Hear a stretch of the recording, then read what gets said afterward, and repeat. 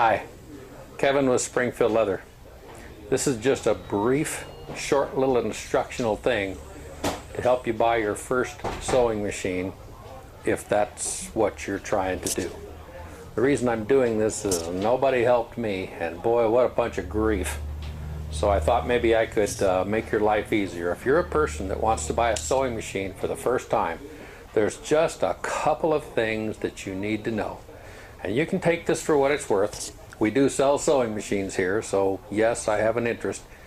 But I'd rather see you have a machine that'll do what you want and be happy about it, because that way, hopefully, you'll buy some leather from us, and that's really what we're all about. First of all, there is not a sewing machine that will do everything. We get asked all the time for a machine that'll sew knife sheaths and holsters and belts, and in the same breath they say they want it to sew checkbook covers and small leather goods. Well, you pretty much have to decide which one you want to do.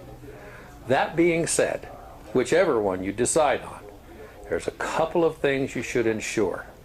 First of all, if you're a first-time leather sewing machine owner wannabe, you should call us or call somebody like us.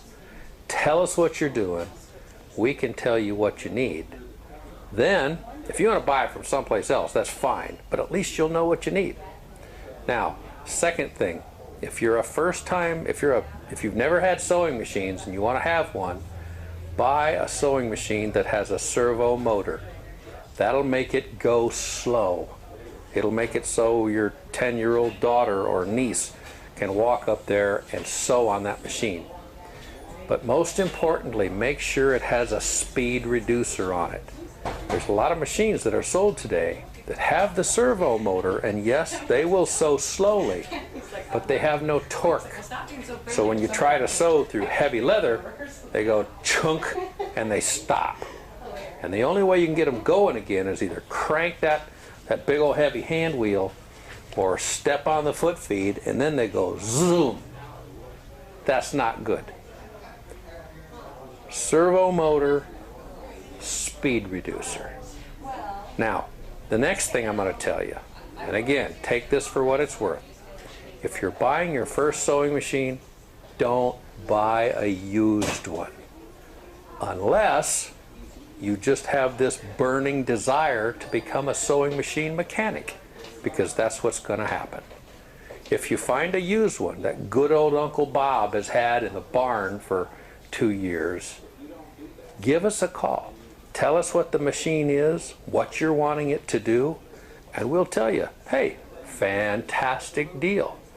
Or we'll tell you, wow, that's a great machine, and you can get needles for it in Zimbabwe, and you have to buy 1,000 of them at a time. You'd like to know that kind of stuff. That's about it. Buy a new machine, not a used one.